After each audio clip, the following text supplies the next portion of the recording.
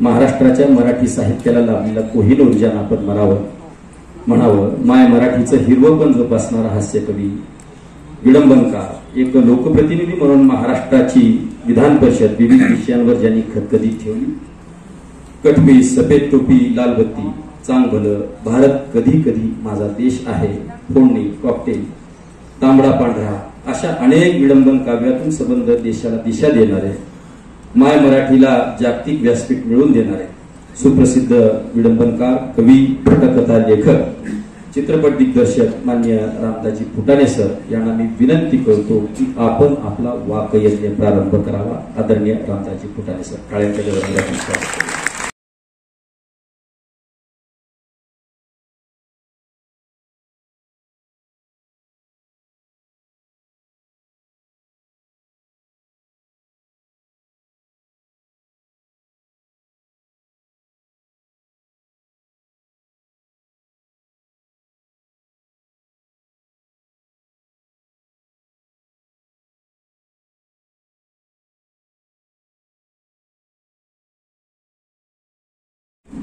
आज या व्यासपीठावर येताना प्रथमच आठवड्यातील श्रीराम रुद्रमुद्रे यांची निष्पर्ण वृक्षाखाली भर दुपारी या नाटकाने त्याचे अनेक पुरस्कार मिळवले होते. मराठवाड्यातल्या या कलाकारांकडे सगळं महाराष्ट्राचं लक्ष वेधलेलं होतं. तसं लातूरमध्ये यापूर्वी बऱ्याच वेळा आलो, पण इथे आल्यानंतर आमचे दुसरे मित्र विलासराव देशमुख असून, गोपीनाथ मुंडे असून, या दोघांचंही मला जास्त आठवण आली. त्यांच्या स्मृतीचं अभिवादन करतो. आणि या नाट्य संमेलनाची सुरुवात आपण कवी संमेलन करीत आहात. म्हणजे कवींना म्हटलं की काय आपण नाटकात काम करायचं नाही आहे, पण उसाचा कारखाना सुरू होताना जसं बॉयलर प्रदीपन असतं समाजाने, तसं हे बॉयलर प्रदीपन समजायचं आपण. म्हणजे हे हा कार्यक्रम झाला की उसाची मुळी टाकायला संमेलन लोक मोकळे होतील, त्याचं काही काळजी. तर प्रथम तुम्हाला एक विनंती करायची की तुम्ही घरातलं, ऑफिसमधलं सगळं डोक्यातलं काढून टाका आजच्या 2 तासापुरतं. एक रसिक म्हणून येतात, नाही तर काय जाऊ, तुम्ही जर फार गंभीर चेहरा करून बसला ना तर मग आमची खूप पंचायत होते, का हसत नाहीत लोक, का हसत नाहीत. पण बोलणाऱ्याचा उद्देश आणि ऐकणाऱ्याची जर भिन्न असतील ना तर खूप प्रॉब्लेम येते. परवा एका मुलीने तक्रार केली की माझा भाऊ कधीच दारू पित नव्हता, पण पंतप्रधान म्हणाले प्यारे भाईयो,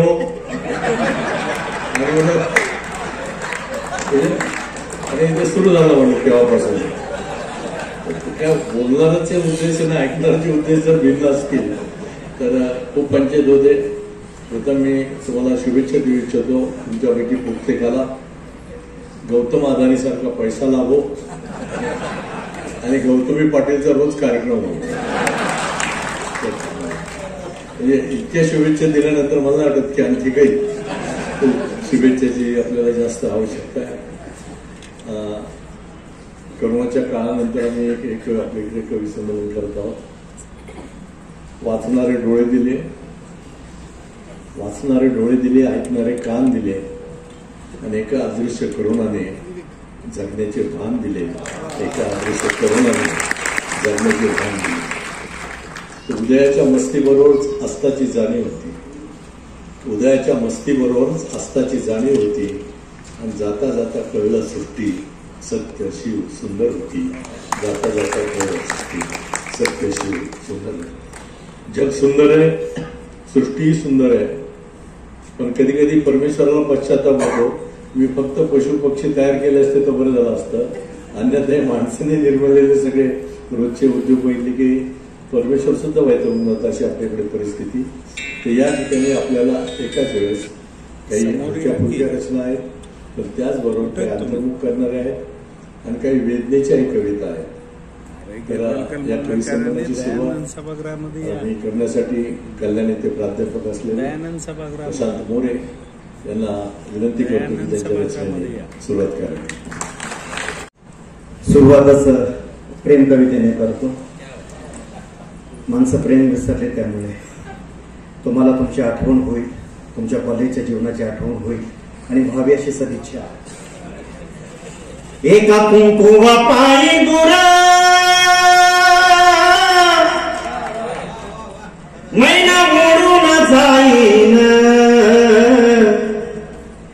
एका कुंकुवा पायी दूर मैना मोडून जाईन, राखू एकला राहीन याद मैनेची,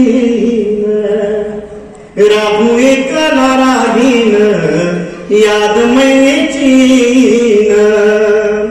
दोन दिवसाची संगत साथ सोडून जाई दिव्यारात, राखू दुरण मैना दूर आठवणींची भयान रात, ही भयान राताची भयान रात. तुझ्या नावाचं गोंधन हातावरी मिरवीन, याद येता तुझी मैना हात मायन फिरवीन. तुझ्या नावाचं गोंधन हातावरी मिरवीन, याद येता तुझी मैना हात मायन फिरवीन. वरात येता दारी मैना जीवा ते तुटेल ग, जीवाला जीव देणारा जीवनात कुठं भेटेल ग, कसं भेटेल ग, केव्हा भेटेल ग. भोळ्या मनाची ग मैना रूप डोळ्यात कोरलं, तुझ लगीन ठरलं मन रागूच झुरलं, तुझ लगीन ठरलं मन रागूच झुरलं. शेवटच्या ओळी अशा आहे. मैने पोळी सुखानं धन्याची नाती प्रेमान सांग, असुरांना बांधून बांध सजन संगे गोडीन मान, पोळी सुखानं मान अग गोडीन मान. याद तुझी ग आल्यावर खून चंद्राला करीन, याद तुझी ग आल्यावर खून चंद्राला करीन. भरल्या डोळ्यानं पाहिन राहू एकला दाईन, राहू एकला दाईन.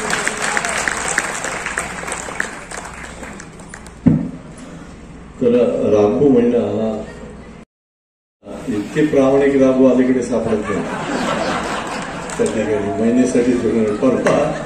म्हणजे एक गोष्ट सांगतो की म्हणजे या आपली माणसं कविता, आमच्या कविता ऐकून काही मोठे लोक काय कविता लावतात, टेप लावतात, त्या ऐकून ऐकून जनावरांच्या सुद्धा काळावर परिणाम झाला. तर ही कोरोनाच्या काळातली गोष्ट आहे की एका शेतात त्या कड्याने सगळी जनावरं गोठ्यात आणली आणि त्यांच्या तोंडाला ज्या मुसक्या बांधलेल्या होत्या त्या मुसक्या काढल्या. आपल्याला लातूरच्या लोकांना सांगायला नको मुसकी म्हणजे काय, की जाळीचं ते बांधतात ती धानात शिरू नये, मुसक्याच्या धानात काही खाऊ नये. तर त्या मुसक्या जनावरांच्या काढल्या, त्यानं गोठ्यात बांधून त्यांच्या पुढे वैरण टाकली आणि गाई म्हैस बैल सगळे अगदी चरायला लागले तिथे लगेच ताबडतोब मुसक्या काढल्यावर. इतक्यात मालकाची जीप आली. जीपचा आवाज ऐकला तर त्या बैलाने लगेच जीपकडे पाहिलं. तर मालक त्या कोरोनाच्या काळात कंपल्सरी मास्क होता, मास्क लावल्याशिवाय कुणालाही घराबाहेर पडू देत नव्हते. तर जीपमधून जे मालक उतरले तर त्यांच्या तोंडाला मास्क बांधलेलं होतं. तर बैलाला आश्चर्य वाटलं की मालकाच्या तोंडाला मुसकी कशी आहे, कारण त्याला मास्क शब्द माहीतच नव्हता ना. मुसकी रोज ऐकायचा गड्याचं. तर मालकाच्या तोंडाला मुसकी कशी. मग त्याने बाजूला काय सरत होती तिला सांगितलं, बघतेस का मालकाच्या तोंडाला मुसकी. चरता चरता गायने वरवैली म्हणजे या बाया खरंच की मालकाच्या तोंडाला मुसकी बांधली असेल मालकीने. गाय आपली सहज बोलून गेली की बांधली असेल मालकीने. तर बैल चिडला, मला येडे काहीतरी काय बोलतेस, मालकीन कशाला बांधेल ती मुसकी. तर गायने एकच ओळीत उत्तर दिलं, तिला सगळ्या माणसाच्या पुढे माहित होत्या. आणि साधं म्हटलं की मालकाच्या तोंडाला मालकीन मुसकी का बांधेल. तर गायने उत्तर दिलं, गेला असेल बाहेर चरायला.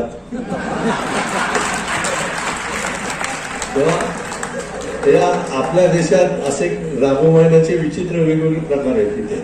आणि संधी अभावी अनेक लोक चारित्र्यवान आहेत.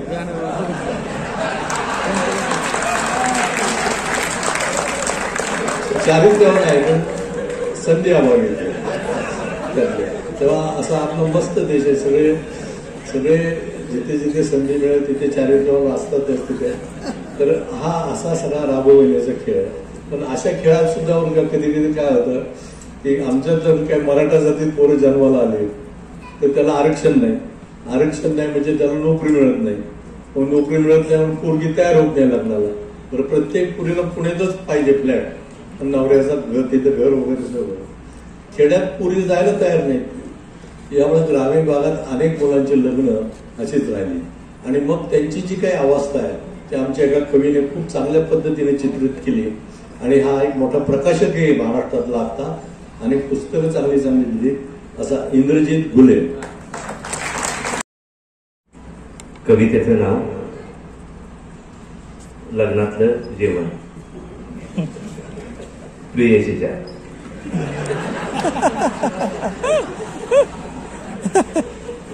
प्रेमात फार वेळा काय होतं, प्रेम तिच्यावर करायचं, घराभोवती फिरायचं, एखाद्या दिवशी तिच्याच लग्नात जेवायचं. प्रेमात फार वेळा काय होतं, प्रेम तिच्यावर करायचं, घराभोवती फिरायचं, एखाद्या दिवशी तिच्याच लग्नात जेवायचं. अशी लग्न खूप जेवलो, अशी लग्न खूप जेवलो, कारण प्रत्येकीनं आग्रहानं निमंत्रणं धाडली, निमंत्रणाबरोबर स्पेशल पत्रही पाठवली. त्यात पुन्हा तिचं आग्रहाचं निमंत्रण असायचं, आणि लग्नाला नाही आलास तर प्रेमच नव्हतं समजेन, लग्नाला नाही आलास तर प्रेमच नव्हतं समजेन, असं लग्न जमल्यावरही तिनंच म्हणायचं. मी फक्त प्रत्येकीच्या लग्नात पोटभर जेवून प्रेमाच्या ढेकरा देत फिरायचं. मी फक्त प्रत्येकीच्या लग्नात पोटभर जेवून प्रेमाच्या ढेकरा देत फिरायचं. अजून किती पत्रिका येतील अंदाज घेत बसायचं, अजून किती पत्रिका येतील अंदाज घेत बसायचं. असे लग्न जेवता जेवता दिवस असे सरत गेले, आणि एके दिवशी तिच्या ढवाळ जेवणाचेच आमंत्रण. अशी लग्न जेवता जेवता दिवस असे सरस गेले, एके दिवशी तिच्या ढवाळ जेवणाचे आमंत्रण आले. आधी मध्ये कधी भेटलीस तर म्हणते प्रिय करा, दिल्या शब्दाला तू जागलं पाहिजे, आणि माझ्या बाळाचं बारसं सुद्धा जेवलं पाहिजे. प्रेमात फार वेळा असंच होतं, प्रेम तिच्यावर करायचं, घराभोवती फिरायचं, एखाद्या दिवशी तिच्याच गल्लीतून जाताना तिच्या पोरानं मला मामा म्हणायचं, मला मामा म्हणायचं, मला मामा म्हणायचं. पण तो ऐकत नाही. कि किस किस की किस्मत में, किस किस की किस्मत में मिस का किस होता है, और किस किस की किस्मत में मिसेस का ही किस होता है.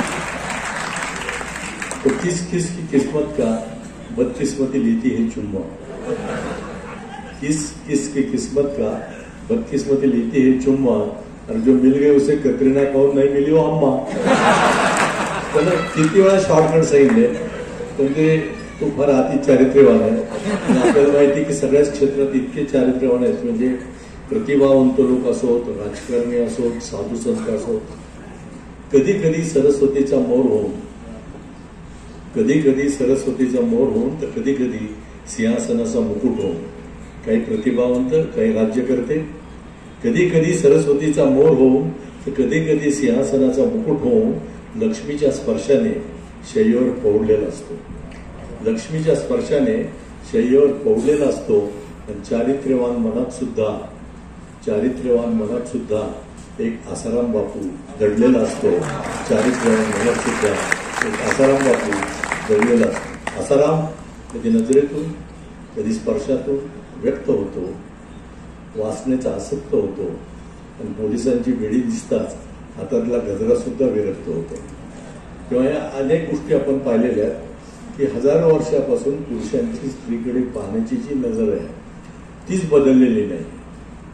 पण आता मुली सुद्धा हुशार झाल्या की कोणता पुरुष कुठल्या नजरेने बघतो हे त्या लगेच ओळखतात. आणि हे सादर करण्यासाठी आपल्या पुढे येत आहेत औरंगाबाद इथून आलेल्या गुंजन पाटील.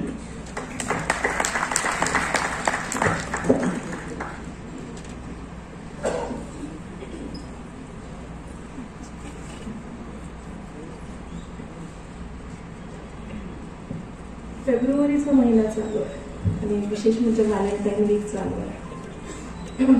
एका हिंदी शाळेने फेब्रुवारी बद्दल खूप छान लिहिलं आहे की कितने दिलों को तोड़ता है कमबख्त फरवरी, कितने दिलों को तोड़ता है कमबख्त फरवरी, यूं ही नहीं किसी ने इसके दिल घटाए हैं. माझा कवी मित्र निलेश फार छान म्हणतो, तिच्या मागे नका लागू माझी आहे, तिच्या मागे नका लागू माझी आहे ती, तिला विचारून झालंय राजी आहे ती.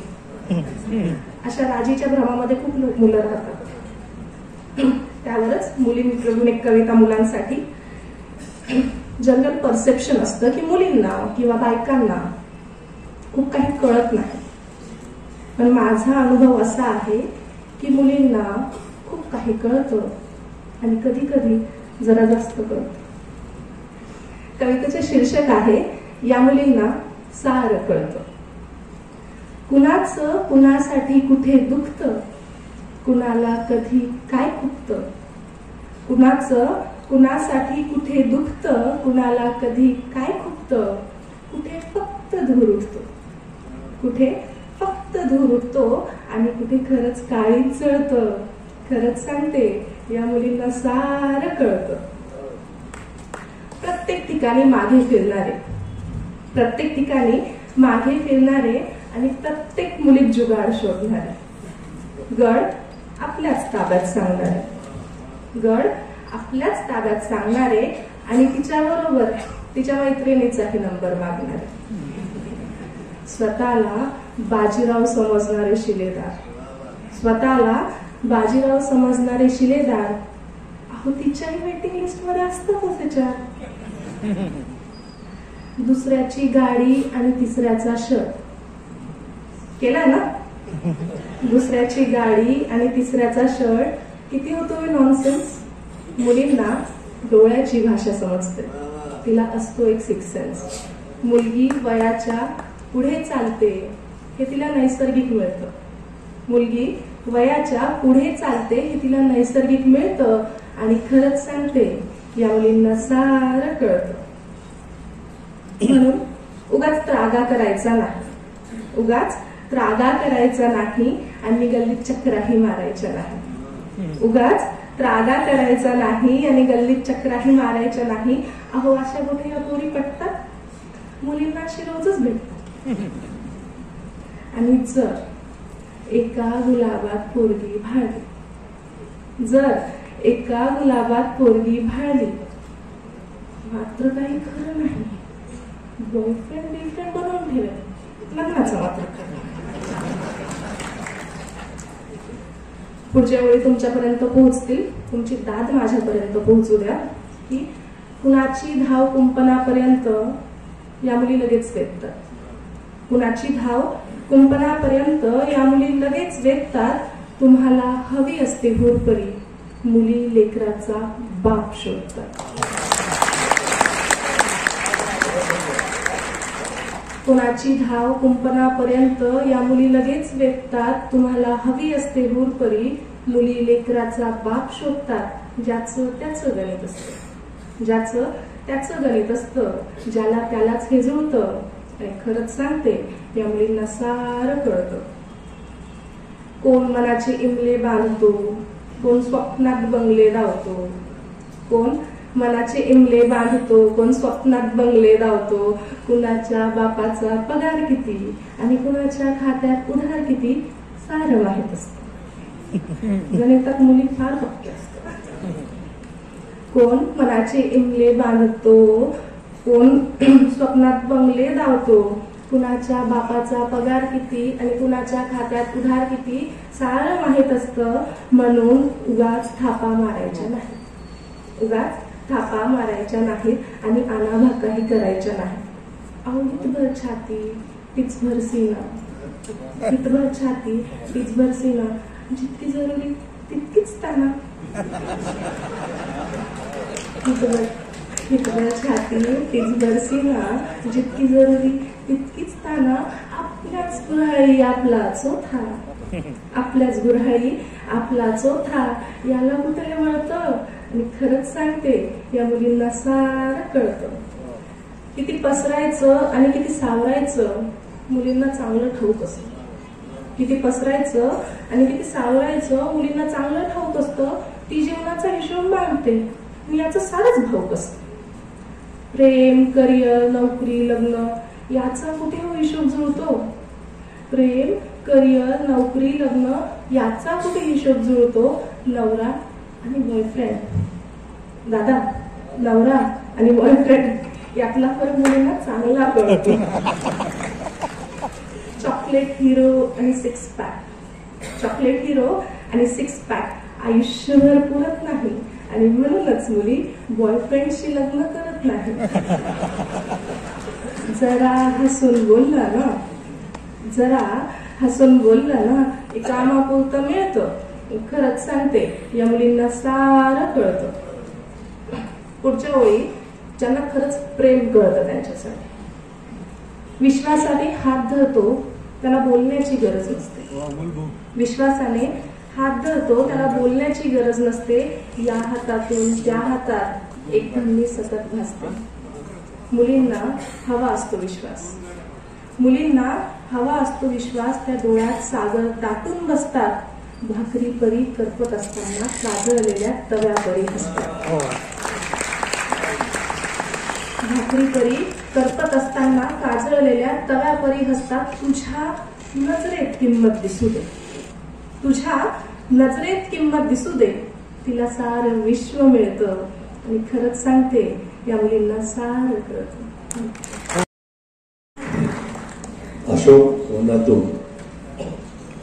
अशोक वनातून परत येणाऱ्या सीतेसारखी, अशोक वनातून परत येणाऱ्या सीतेसारखी ऑफिसमधून जेव्हा ती घरी येते तेव्हा त्याला बस सुद्धा मारुतीसारखी वाटते. आता तो धोब्याच्या कोणत्याही आणि कसल्याही शब्दाकडे लक्ष देत नाही. आता तो धोब्याच्या कोणत्याही आणि कसल्याही शब्दाकडे लक्ष देत नाही, कारण अग्नी परीक्षा बँक बॅलन्स मध्येच भस्म होते. जटायू बस स्टॉपवरच तिला टाटा करतात अशोकवनासाठी. जटायू बस स्टॉपवरच तिला टाटा करतात अशोकवनासाठी. शेजारी पाजारी भावासारखेच वागतात. शेजारी पाजारी भावासारखेच वागतात. फक्त लक्ष्मण रेषाऐवजी लाईन मारतात. ती दाम कमावते लवासाठी, तो दाम कमावतो कुशासाठी. दाम नाकात दम आणतो. दामासाठी जगलं पाहिजे, दामायण घडलं पाहिजे आणि सीता रोजच अशोकवनात गेली पाहिजे. दामायणासाठी सीता रोजच अशोकवनात गेली पाहिजे. आता मी निमंत्रित करतो की ज्यांच्या गजला संपूर्ण महाराष्ट्रात गाजलेल्या आहेत आणि ज्या गजला ऐकण्यासाठी अंमळनेरच्या मुख्य मंडपापेक्षाही जास्त गर्दी जिथे होती, त्या गझल संमेलनाचे मुख्य सूत्रधार नितीन देशमुख. नमस्कार. मी शिक्षक आहो आणि शिक्षक असूनही शिकवतो.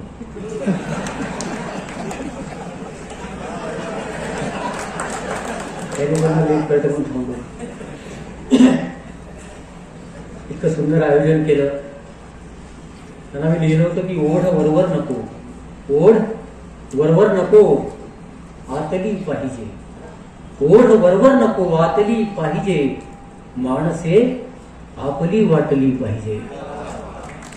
साखरेला उसाचा बळी लागतो. साखरेला उसाचा बळी लागतो. गोडव्याने प्रथा पाळली पाहिजे. ही गोडव्याची प्रथा पाळणारी आपण माणसं आहात. तर गंभीर कविता तुमच्या समोर ठेवतो, कारण विदर्भातून आलो. सगळ्यात जास्त शेतकऱ्यांनी आत्महत्या केलेला प्रदेश आहे. मी लिहिलं होतं की तू सुगीशी वैर केले वावरान, तू सुगीशी वैर केले वावरान, उंबरा माझ्या घराचा दीन झाला. मृत्तिकेने गर्भ पिशवी काढली की पावसाचा शुक्रजंतू क्षीण. क्या बात है, क्या बात है नितीन, क्या बात है. एकतर पिकत नाही, पिकलं तर खपत नाही आणि खपलं तर भाव घटत नाही. अनेक योजना येतात. निघतात संसदेतून गाडी भरून स्वप्ने, निघतात संसदेतून गाडी भरून स्वप्ने, रस्त्यामध्येच जाती का विरघळून स्वप्ने. आले विमान आले, आश्वासने उतरली, आले विमान आले, आश्वासने उतरली, गेली उडून आमच्या गावावरून स्वप्ने. क्या बात आहे. अशी स्वप्न उडून जातात. खरं तर कवितेला सगळेच प्रश्न मांडायचे असतात, सगळ्याच भावना कवीकडे असतात.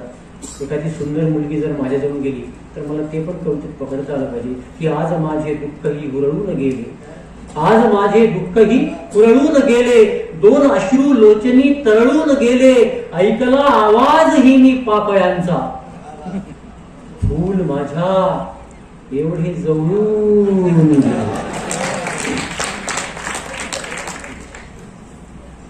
अश्रूंना जर निर्भा पंचायत दादांनी कंपोज केली माझी गझल आहे, अनेकांनी ऐकली असेल, मी माझ्या पद्धतीने ठेवतो.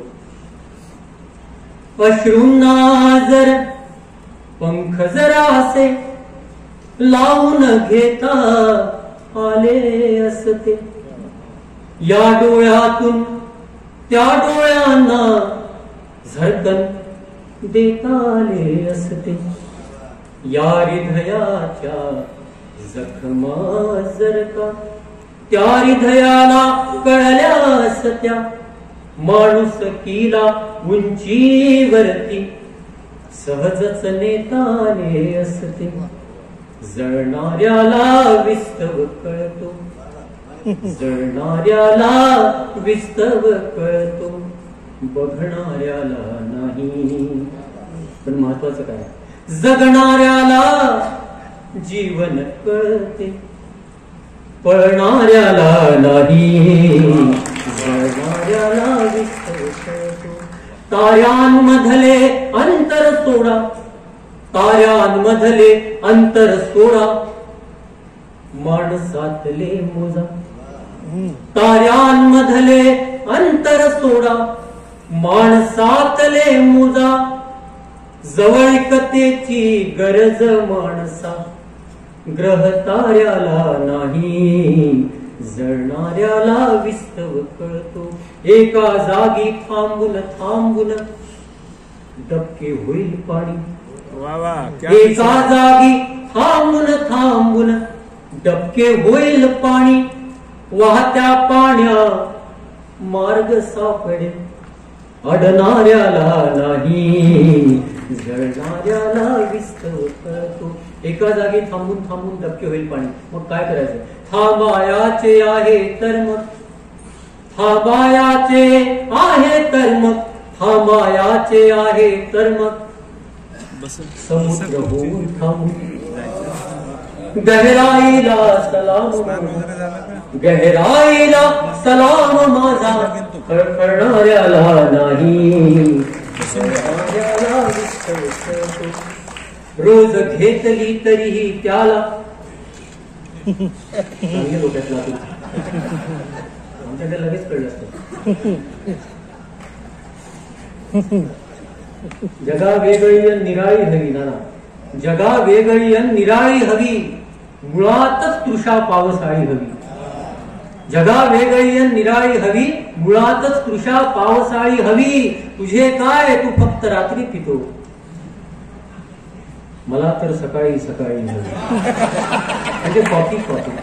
रोज घेतली तरीही त्याला, रोज घेतली तरीही त्याला, दारू कळली नाही, रोज घेतली तरीही त्याला, दारू कळली नाही, दारू कळली विकणाऱ्याला, दारू कळली विकणाऱ्याला, पडणाऱ्याला नाही.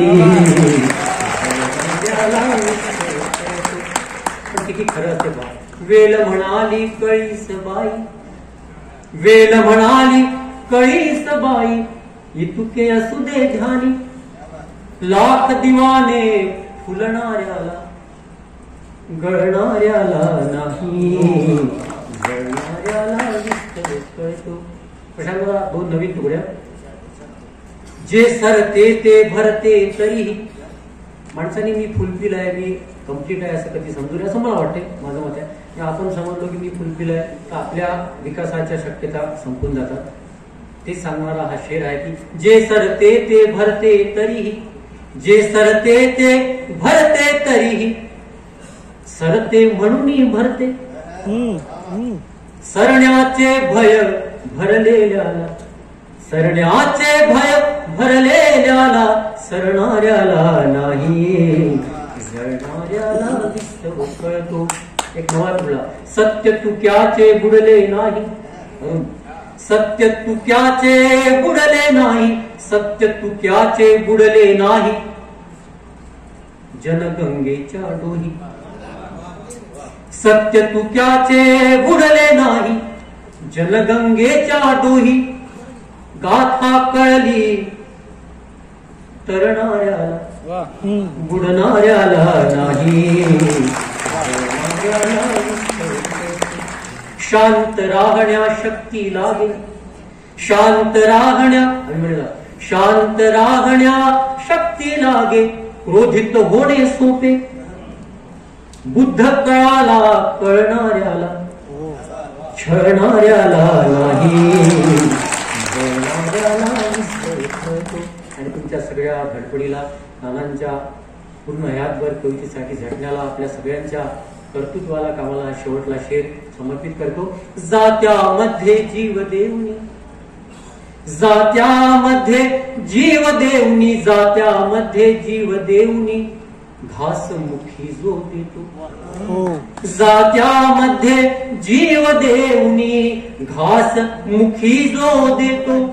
त्या दाण्याला जीवन कळते, त्या दाण्याला जीवन कळते, दळणाऱ्याला नाही.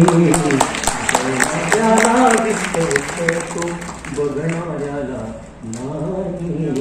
जगणाऱ्याला जीवन कळते, पळणाऱ्याला नाही. चांगल्या पद्धतीने मांडलेले. बोंड बोंड उलताना जळे पळाटीचं गात्र, बोंड बोंड उलताना जळे पळाटीचं गात्र. असे रात्रीच्या गर्भात उद्याचीच काळी रात्र, असे रात्रीच्या गर्भात उद्याचीच काळी रात्र. असं शेतकऱ्यांची परिस्थिती झालेली. विकलं तर विकत नाही, विकलं तर अनुभव मिळत नाही. आणि किती वर्ष आपण या बातम्या ऐकतो. म्हणजे मुक्त अर्थव्यवस्था आहे कोणासाठी? अष्टगंधाची पुडी आणि तुळशीची माळ पर्समध्ये टाकत मुक्त अर्थव्यवस्था म्हणाली की चंद्रभागेपासून नायगऱ्यापर्यंत विदेश यात्रा करू शकते, चंद्रभागेपासून नायगऱ्यापर्यंत विदेश यात्रा करू शकते. कानोपात्रा मी तुला क्लिओपात्रा करू शकते. या मुक्त अर्थव्यवस्थेच्या गळ्यात हात टाकीत हवाला म्हणाला, मुक्त अर्थव्यवस्थेच्या गळ्यात हात टाकीत हवाला म्हणाला, डेटिंगला येतेस तेव्हा अंगावरील शेअर्स खाली उतरवीत व्यवस्था म्हणाली की या गांधीवादी विचाराचा विनाकारण त्रागा आहे, गांधीवादी विचाराचा विनाकारण त्रागा आहे. लोकसभेच्या बेडवर आपल्यासाठी जागा आहे. 2-4 कुटुंबाच्या ताब्यात संपूर्ण देशाची संपत्ती आता आलेली आहे. आणि 4 लोक ठरवणार की आपण कसं जगायचं, आपला माल काय भावाने विकायचा, पण त्यांचा काय भावाने घ्यायचा तो. त्या ठिकाणी कांदा निर्यात केला तर 40% त्याच्यावर ड्युटी आहे. आता बाहेरून जे धान्य आयात केलं त्याच्यावर ड्युटीच नाहीये त्या ठिकाणी. किंवा ही अर्थव्यवस्था ज्या पद्धतीने वापरली जाते या बाबतीत समाज जरा जागरूक होणं गरजेचं आहे. आणि आमचा तोच उद्देश आहे कवी संमेलनाचा. केवळ मनोरंजन हा उद्देश नाहीये. पुन्हा आपण थोडा मूळ वेगळ्या रंगाकडे घेण्यासाठी मी निमंत्रित करतोय. मंगसुळी हे कर्नाटकाच्या बॉर्डरवरचं गाव आहे. तिकडे कन्नडच बोलतात जास्त. तिथून आलेला आपला मराठी कवी आबा पाटील, जरा टाळ्यांच्या गजरात आपण आलो. माझी ओळख करून देताना ते सूत्रसंचालक दादा म्हटले हा माणूस कवीसारखा दिसत नाही, शंका येतात. आणि खरं आहे त्यांचं, मी कवीसारखा दिसत नाही. किमान कवी असे तरी दिसायला पाहिजे.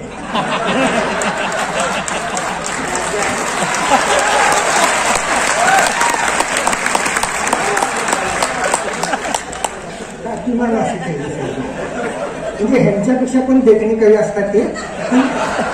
आपण ऍडजस्ट करून घेतले यांना. मी यांच्यासारखा दिसण्याचा खूप प्रयत्न केला. म्हणजे जॅकेट घालून, दाढी वाढवून, शबनम अडकून, पण काहीच फरक पडला नाही. तुम्हाला सांगतो आज तर मी साबण आंघोळ केल्या.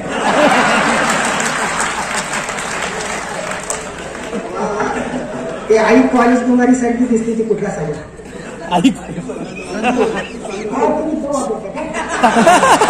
संची साबण. त्या साबणानेही फरक पडला म्हणून मी त्वचारोग तज्ञांना विचारलं या साबणाचा माझ्यावर काय परिणाम होणार.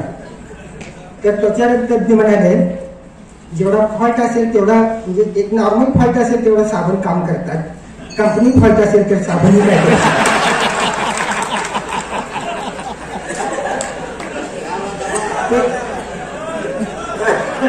तर मी दिसणारा कवी नाही, मी कविता जगत असतो.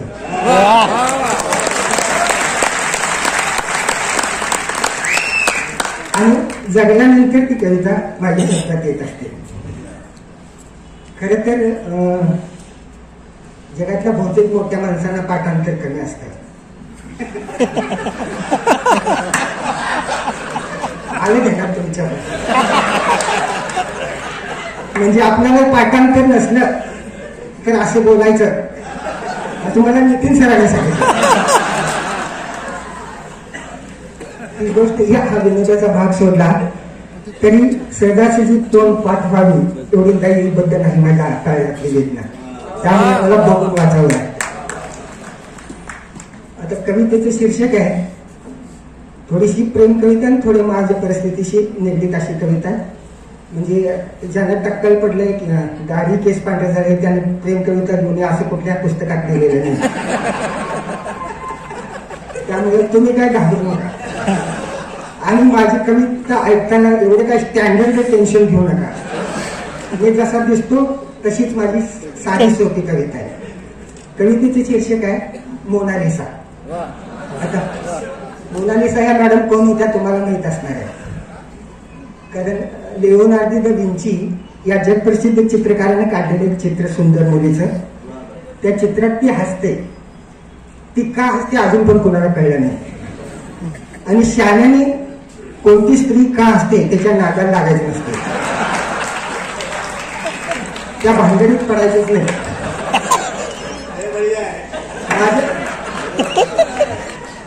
माझ्या कॉलेज जीवनात एक माझ्या आयुष्यात मोनालिसा आली होती आणि मी तिच्या हसण्याचा अर्थ लावला. तुम्हाला सांगतो तिचा सँडल नंबर तेवढाच मला कळला होता. त्यावेळेपासून कुठल्याही स्त्रीच्या हसण्याचा अर्थ लावायचा मी भानगडीतच पडलो नाही. मला आता नातू झालाय अजून सुद्धा मी माझी बायको माझ्याकडे बघून का हसते विचारत नाही.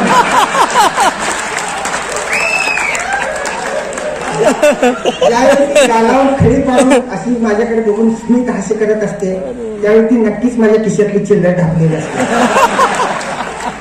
आणि मी विचारलं तर माझ्या खिशातली चिल्लर काय झाली म्हणून विचारलं तर ती म्हणते सोनू तुझा माझ्यावर भरोसा नाही का.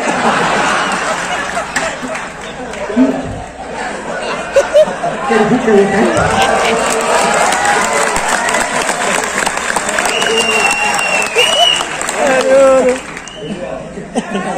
ही कविता आहे मोनालिसा. थोडी गंभीर आहे. फक्त तुम्ही या कवितेच्या शब्दावर लक्ष द्यावं यासाठी हा एवढा उपद्व्याप केला.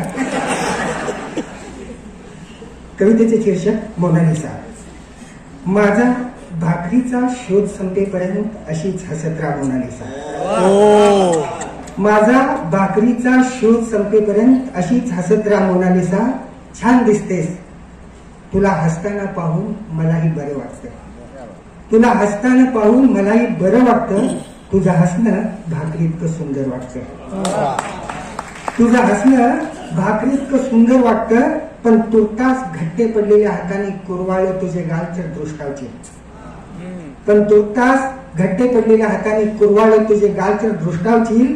घामिजलेल्या मिठीत गुदमरशील आणि विनाकारणच कशाला तुला शेणामातीचं इन्फेक्शन व्हायला. आणि विनाकारणच कशाला तुला शेणामातीचं इन्फेक्शन व्हायला. जरा धीर धर मोनालिसा मीच उलगडेन तुझ्या हसण्याचं गुण. जरा धीर धर मोनालिसा मीच उलगडेन तुझ्या हसण्याचं गुण. तिच्या एकटीच्या कानात आडरानात ज्या आडरानात गळपास घेतला कर्जात बुडालेल्या बापाने. ज्या आडरानात गळपास घेतला कर्जात बुडालेल्या बापानं आणि आई कापरासारखी उडून गेली या धक्क्यानं. कर्जाचा शेवटचा हप्ता पिटेपर्यंत अशीच हसत राहा मोनालिसा. कर्जाचा शेवटचा हप्ता पिटेपर्यंत अशीच हसत राहा मोनालिसा. छान दिसतेस कर्ज कोऱ्या 7 बाऱ्यावरचं मोकळं मोकळं रान दिसते. कर्ज कोऱ्या 7 बाऱ्यावरचं मोकळं मोकळं रान दिसतेस. मोनालिसा भुकीच्या तडाक्यात सापडला असता भाकरीचा गाव, तर मी ही गोदून घेतलं असतं काळजावर तुझं नाव. मोनालिसा भुकीच्या तडाक्यात सापडला असता भाकरीचा गाव, तर मी ही गोंदून घेतलं असतं काळजावर तुझं नाव. पण बेकारीनं जिरवली आहे काळजातली उत्कट मस्ती. पण बेकारीनं जिरवली आहे काळजातली उत्कट मस्ती, नाहीतर तुझ्यावर रोज एक कविता लिहिली असती. माझ्या प्रतिभेला पालवी फुटेपर्यंत अशीच हसत राहा मोनालिसा. माझ्या प्रतिभेला पालवी फुटेपर्यंत अशीच हसत राहा मोनालिसा. छान दिसतेस, काळजातून पाजरलेलं कवितेचं पान दिसतेस. मोनालिसा संसाराच्या रथाला खांदा लावली असतीस तर कमरत वाकली असतीस.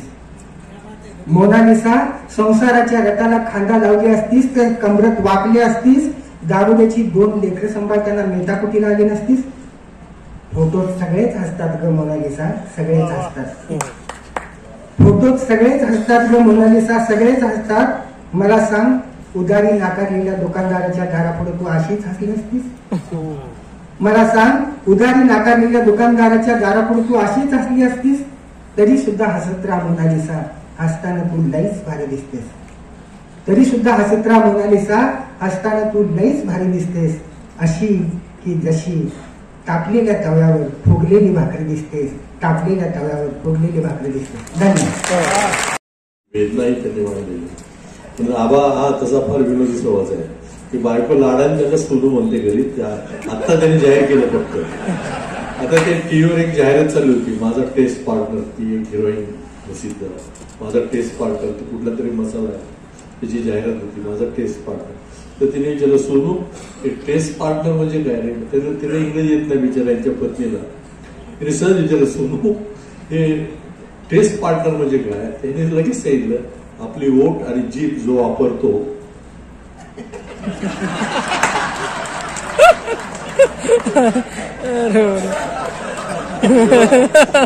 त्याचा प्रत्येक शब्द फार जपून ऐकला जातो. आता परळीतून आलेले आमचे मित्र गेले अनेक वर्ष महाराष्ट्रातले असतात, अरुण पवार. आणि आमचं कसं आहे की एक जरी पवार स्टेजवर असलं की आम्हाला बरं वाटतं. आता तो जागता मोठा ते विचारलं. माझं नाव अरुण पवार. महाराष्ट्रातल्या कुठल्याही पवाराशी माझा काडीचाही संबंध नाही. कवितेचं नाव आहे वाटणी.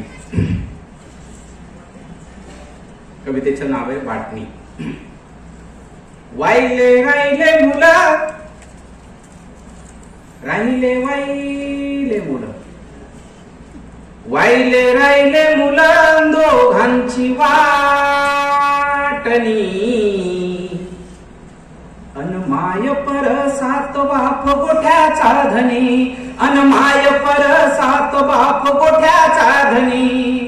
वाईले राहिले मुलं, राहिले वाईले मुलं, वाईले राहिले मुलं, दोघांची वाटणी. अनमाय पर 7 बाप गोठ्याचा धनी, अनमाय पर 7 बाप गोठ्याचा धनी. अरे दारी येणाऱ्याला माय रोज जीव घाली, अरे दारी येणाऱ्याला माय रोज जीव घाली. सारे यात नाऊ रात परी माय मुकी झाली. तिचे दान सूर हात, तिचे दान सूर हात, तिचे दान सूर हात याचकावनी. अनमाय पर 7 बाप गोठ्याचा धनी, अनमाय पर 7 बाप गोठ्याचा धनी. वाघावानी उभा राही गावच्या वेसीत, अरे वाघावानी उभा राही गावच्या वेसीत. आणि दुःखाचं नाव नाही गाव खुशीत. सारा सुपामधी गाव, सारा सुपामधी गाव, सारा सुपामधी गाव. तिच्या डोळ्यात पाणी. अनमाय पर 7 बाप गोठ्याचा धनी, अनमाय पर 7 बाप गोठ्याचा धनी. अरे तुझ्या जलमाले त्याने गाव नाचविले, अरे तुझ्या जलमाले त्याने गाव नाचविले, अन उतार वयात दोघ कुठं बसविले. अरे पदरात तिच्या अरे पदरात तिच्या नारळाच्या खाणी, अन माय पर सात बाप गोठ्याचा धनी, अन माय पर सात बाप गोठ्याचा धनी. हेऊरामधी बांधली र लेकरान दोरी, हेऊरामधी बांधली र लेकरान दोरी, अन आजी आजोबाला माझ्या बोलायची चोरी. जसा पिंजऱ्यात घास, जसा पिंजऱ्यात घास, जसा पिंजऱ्यात घासाज गेले टाकुनी, अन माय पर सात बाप गोठ्याचा धनी, अन माय पर सात बाप गोठ्याचा धनी. अरे नको करू देऊ तुझ्या लेकराल वाटा, अरे नको करू देऊ तुझ्या लेकराल वाटा, आणि तुझ्यासाठी बांधिल र पुन्हा नवा गोठा. अरे नको करू देऊ तुझ्या लेकराल वाटा, आणि तुझ्यासाठी बांधिल र पुन्हा नवा गोठा. ही सावलीची वेळ, ही सावलीची वेळ, ही सावलीची वेळ आज गेली टळूनी, अन माय पर सात बाप गोठ्याचा धनी. तर शहरात सुद्धा अनेकांची मुलं अमेरिकेत गेली, युरोपमध्ये गेली, महिन्याला भरपूर पैसे पाठवतात, पण आईबाप वृद्धाश्रमातच राहतात. मात्र 5 स्टारचं वृद्धाश्रम असतं, महिन्याला 20,000 रुपये पर्यटन खर्च येतो. इकडे खेड्यात ते गोट्यात बांधतात. 7व्या वेतनाने असे भाऊ विभागले गेले सगळे. आज 50 एकर आहे. 2 भावांच्या पोराच्या वाट्याला किती, त्यांच्या पोराच्या वाट्याला किती, अजून 50 वर्षाने प्रत्येकाच्या वाट्याला किती किती 7-12चा उतारा येईल ते सांगता येत नाही. उद्या सगळ्या जातींना आरक्षण मिळालं. आरक्षण महाराष्ट्र सरकारच्या हातात नाही. केंद्राने जर 50% मर्यादा वाढवून दिली तरच सगळ्यांना आरक्षण शक्य आहे त्या ठिकाणी. पण तरी सुद्धा समजा दिलं तरी उद्या ब्राह्मणांना आरक्षण मिळालं, मराठ्यांना मिळालं, लिंगायतांना मिळालं तरी 90% पोरांना नोकऱ्या मिळणार नाही. त्यांना स्वतःचे जगण्याचे मार्ग स्वतः शोधावे लागणार आहेत. म्हणजे आईबाप सांभाळायचं तर दूरच, पण स्वतःला सुद्धा जर दिशा सापडली नाही जगण्याची, त्या संपूर्ण समाजापुढे, तरुण पिढीपुढे एक विचित्र समस्या निर्माण आली.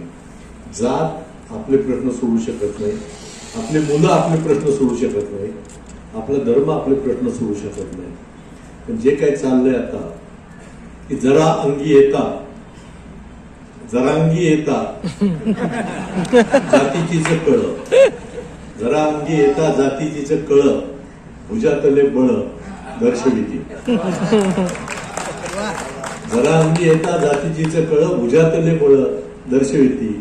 ढासळाला आता सारा गाव गाडा, ढासळाला आता सारा गाव गाडा, आणि वेशीतच राडा दिग्गजांचा. ढासळाला आता सारा गाव गाडा, आणि वेशीतच राडा दिग्गजांचा. तर विठ्ठलाचे दारी उभे ज्ञाना नामा तुका, विठ्ठलाचे दारी उभे ज्ञाना नामा तुका, आणि चंद्रभागेच्या हाका नेत्री वाहे, चंद्रभागेच्या हाका नेत्री वाहे. चंद्रभागा वाहते विठ्ठलाच्या डोळ्यातून, रुक्मिणीच्या डोळ्यातून, ज्ञानेश्वर नामदेव तुकारामाच्या डोळ्यातून वाहते. की ज्या साधू संतांनी वारकरी संप्रदायाने हा संपूर्ण समाज जोडला, तो समाज तोडण्याची भाषा करणारे आता इतके नेते रोज कोसळत आहेत त्या टीव्हीवर की खरं म्हणजे यांच्या जिभेला उपोषणाची गरज आहे प्रत्येकाचा. पण अशा यातून आपण जात आहोत. म्हणून या अरुण पवार यांनी जे काही आपल्याला वस्तुस्थिती सांगितलेली की उद्या ह्या बहुजन समाजाचं होणार काय तर या ठिकाणी आज म्हणजे जर तुम्ही स्वतःचे उद्योग स्वतः नाही निर्माण सोडले. आता मला आम्ही सगळीकडे भाषण करताना सांगतो, याच लातूरच्या जवळ वायगाव आहे, आपले राजमाले डॉक्टरही सगळ्यांना माहिती, दवाखाने सगळ्यांना माहिती. पण अविनाशजी अमेरिकेत गेले, डेट्रॉइटला गेले, आणि आज त्यांच्या हाताखाली कितीतरी अमेरिकन काम करतायत. फोर्डची इमारतच त्यांनी विकत घेतलेली आहे. लातूरमध्ये म्हणजे जे जिल्हा परिषदच्या शाळेत शिकले, हे आदर्श जर आमच्या पुढच्या पिढीने ठेवले नाहीत तर कुणाला आई वडिलाला तर ते गोट्यात ठेवाच लागेल, पण ही सुद्धा कुठे राहतील ते उद्या सांगता येत नाही.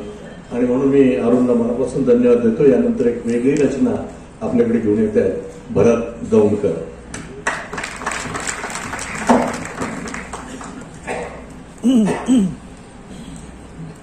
माझ्या निंग माळुंगी गावाकडे ज्यांच्या पायात चप्पल नव्हती त्यांच्या घरासमोर आज 5 कोटीची गाडी उभी आहे.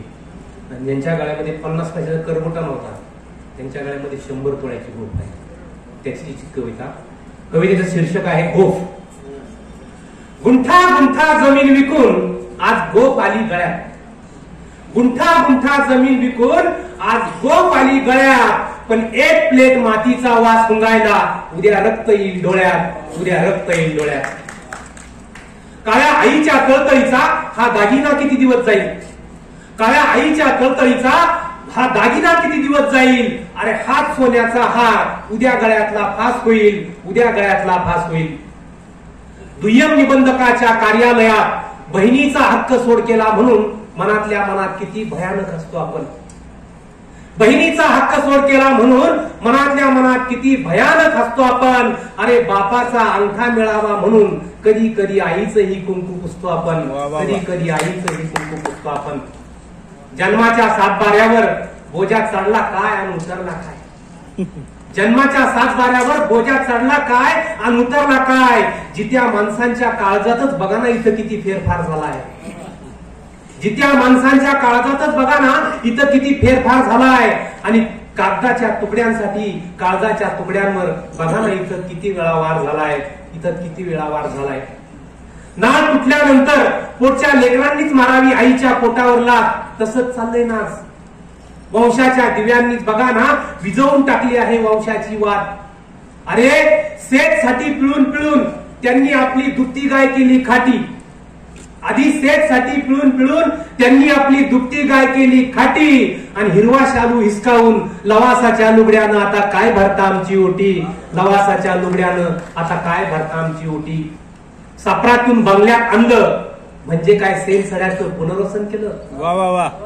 सापरातून बंगल्यात आणलं म्हणजे काय सेन सड्याचं पुनर्वसन केलं. अरे मळालेलं अंग चकाचक कपड्यांनी झाकलं म्हणजे काय अंतःकरणावर पडलेल्या सुरकुत्यांचं जागतिकीकरण केलं.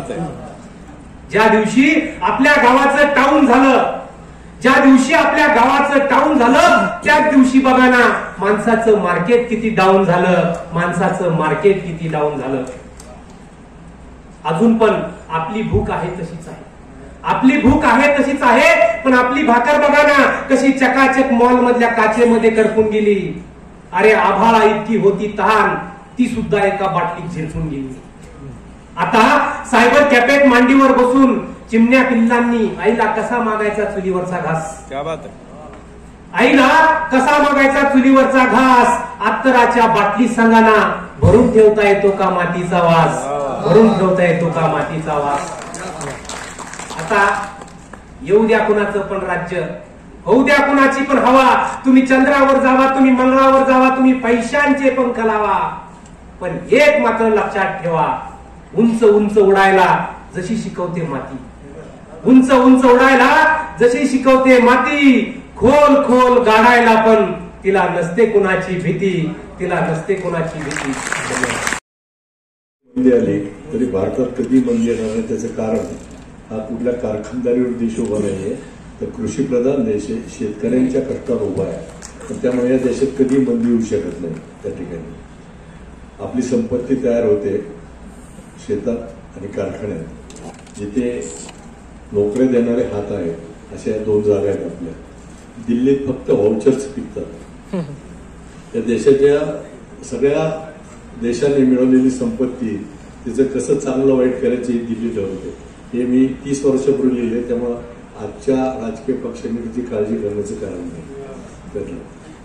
ही दिल्ली आहे ना जे नांदते तिला नांदू देत नाही आणि पळून चालली तर तिला धरून आणतो. जेव्हा काँग्रेसची मी काँग्रेसचा आमदार होतो 6 वर्ष. जेव्हा काँग्रेसची मेजॉरिटी होती तर 5 वर्षात 3 मुख्यमंत्री झाले. दिल्लीला सतत काय वाटतं की आमच्यामुळे तुम्ही आहात हे दाखवण्याचा दिल्ली प्रयत्न करते. पूर्वी तोच खेळ होता, आज तोच खेळ दिल्लीचा त्या ठिकाणी. तर हे दिल्ली कसे की आपण जेव्हा एखाद्या व्यक्तीचं निधन झाल्यावर राष्ट्राकडे जातो तर ते चाळणे घेऊन पोरं पळत येतात की या राखीत एखादा मोठी सोन्याचा तुकडा मिळेल का. तसे हे दिल्लीचे लोक आहेत सगळे. पक्ष कुठल्या, पूर्वी बाळासाहेब ठाकरे आणि शरद पवार या नावाची त्यांना भीती होती आणि त्यांना माहिती की पवार आणि ठाकरे हे 2 कुटुंब आपल्या आडवे येऊ शकतात म्हणून काँग्रेसही घाबरत होती. आणि आताचे तर काय त्यांचा व्यवसायच आहे, तो प्रश्नच आहे त्या ठिकाणी. तर या घाटावरती उभे इथे किरवंत हे रडगाणे रोजचे कशाला खंत. पाजळी वस्त्रा न्हावी आनंदाने दरडोई मिळतील पोटासाठी दाणे. ते ही राख चाळते यमुनेची चाळणी. एक मुख्यमंत्री गेला की दिल्लीत त्याच दिवशी सुरू होतं की दुसऱ्याचे 3-4 नावं पाठवायचे आणि जो शपथ घेतो त्याला घरी कसा पाठवायचा त्याच दिवशी सुरुवात दिल्लीत होते. ही राख चाळते यमुनेची चाळणी खुळखुळा वाजतो नवा पुन्हा पाळणी. जन्मली जरी ही घरी कुणाच्या सत्ता, जन्मली जरी ही घरी कुणाच्या सत्ता, धावती पुन्हा किरवंत शोधण्या पत्ता. तर ही दिल्ली झाली या देशाचा घाट. इतिहास सांगतो त्यांची ही वहिवाट, इतिहास सांगतो त्यांची ही वहिवाट. तर अशी ही दिल्ली आहे. म्हणजे मी 30-40 वर्षाचा खेळ पहा तर काही तसा फरक पडलेला नाही. आता पुन्हा राजकारणाकडून आपण पुन्हा जो विषय आता अरुण पवारांनी मांडला त्यांनी मातीचा विषय मांडला तोच विषय पुन्हा आपल्या ग्रामीण स्त्रीचा आहे, तिच्या वेदनेचा आहे, सुखदुःखाचा आहे. सादर करतायत प्रशांत मोरे.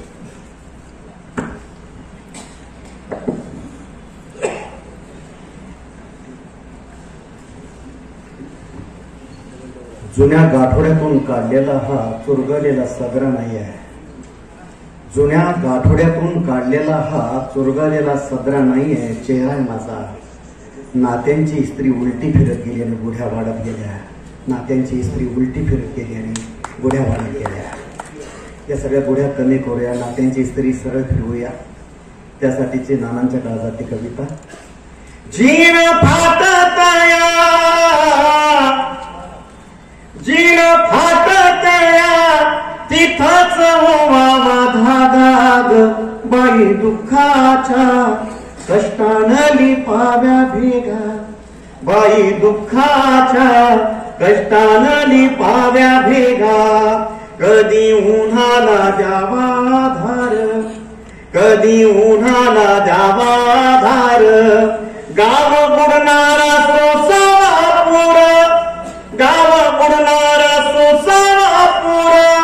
काटे पायात खोडून ऊन वाऱ्यात झडून. बोरी बाभळीच्या होती बागाग, बाई दुःखाच्या कष्टानं लिपाव्या भेगा. इथं जाळते नात्यांची झळ, इथं जाळते नात्यांची झळ. होते जीवाची गाहोर पळ, होते जीवाची गाहोर पळ. सार हातच देऊन पुन्हा उन्हाच होऊन. कोण पराया कोण सगाग, बाई दुःखाच्या कष्टानं लिपाव्या भेगा. शेवटच्या ओळी सगळ्या लातूरकरांसाठी. माझं घावना मायाळू गाव, माझं घावना मायाळू गाव. तुझ्या वेशीत रोज गी धाव, तुझ्या वेशीत रोज गी धाव. तुझं म्हणून गोड मानून, तुझं म्हणून गोड मानून. ठेव ओसरीत थोडी जागा ग, बाई दुःखाच्या कष्टानं लिपाव्या भेगा.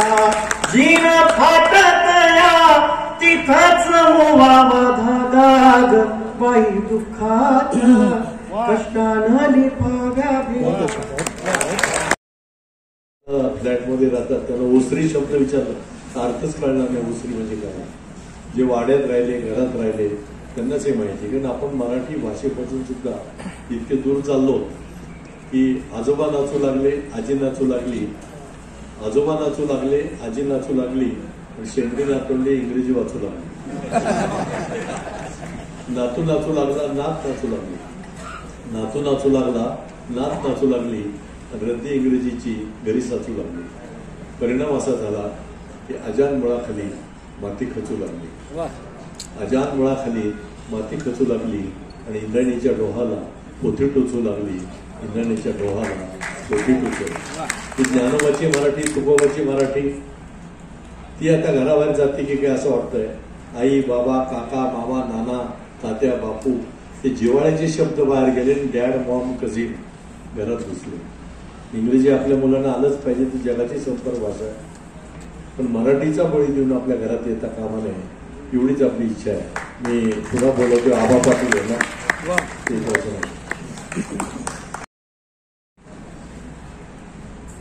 कवितेचं शीर्षक आहे अनुभव. ही कविता मी 25-30 वर्षापूर्वी लिहिली होती. त्यावेळी अजून आजचे दिन येणार होते. आजचे दिन आल्यावर मला वाटलं ही कविता मरून जाईल. मलाही ते गोड वाटलं असतं की बाबा एक आपली कविता मेली, तिला आपण मोठमाती दिली. पण आज ही कविता रोज नव्याने ताजी व्हायला लागली, ही वयात यायला लागली ही कविता. तर यावेळी झाल्यानंतर मी 45 मुलाखती दिल्या होत्या नोकरीसाठी. त्या मुलाखतीत मला जे प्रश्न विचारले गेले त्या प्रश्नांना दिलेली उत्तरं म्हणजे ही कविता. अनुभव काय विचारता साहेब? अनुभव तर सगळ्याच गोष्टींचा आहे मला. अनुभव काय विचारता साहेब? अनुभव तर सगळ्याच गोष्टीचा आहे मला. दुष्काळात जन्मलो मी तेव्हापासून आई बापाच्या जीवावर जगण्याचा अनुभव आहे मला. दुष्काळात जन्मलो मी तेव्हापासून आई बापाच्या जीवावर जगण्याचा अनुभव आहे मला. मला माहित आहे गल्ली बोळातल्या दादांपुढे कसं नंबर व्हावं. मला माहित आहे गल्ली बोळातल्या दादांपुढे कसं नंबर व्हावं. हर एक सोनेरी स्वप्नानं कसं सुळावर द्यावं. कसे चाटावेत पुढाऱ्यांचे पाय याचा अनुभव आहे मला. कसे चाटावेत पुढाऱ्यांचे पाय याचा अनुभव आहे मला. नोकरी देतो म्हणणाऱ्या प्रत्येक भामट्याला लावून सलाम ठोकलाय मी साहेब. नोकरी देतो म्हणणाऱ्या प्रत्येक भामट्याला लावून सलाम ठोकलाय मी साहेब. एक वेळ उपाशी राहण्याचा घट्ट अनुभव आहे माझ्या पाठीशी. मग रॉकी पर्वताची उंची काय विचारता साहेब? मग रॉकी पर्वताची उंची काय विचारता साहेब? विचारा 2 मुलाखत केंद्रातील पावले अंतर. मग रॉकी पर्वताची उंची काय विचारता साहेब? विचारा 2 मुलाखत केंद्रातील पावले अंतर. पोटातली आतडी जागी होतात तेव्हा अमेझॉनचं खोडं तोकडं पडतं साहेब. पोटातली आतडी जागी होतात तेव्हा अमेझॉनचं खोडं तोकडं पडतं साहेब. भाकरी इतकं सुंदर बेटा ऐकवत नाही माझा. पण हाही तुमचा प्रश्न काही विचित्रच वाटला साहेब. पण हाही तुमचा प्रश्न काही विचित्रच वाटला साहेब. आता एलिझाबेथ राणीच्या राजवटीचा आणि आमच्या पोटाचा काय संबंध? एलिझाबेथ राणीच्या राजवटीचा आणि आमच्या पोटाचा काय संबंध? बदलत असतील व बदलत असतील युनोचे रोज एक अध्यक्ष. बदलत असतील व बदलत असतील युनोचे रोज एक अध्यक्ष. म्हणून काय झालं? आईच्या हातातलं खुरपं सुटलं का बापाच्या हातातलं खोरं सुटलं? आईच्या हातातलं खुरपं सुटलं का बापाच्या हातातलं खोरं सुटलं?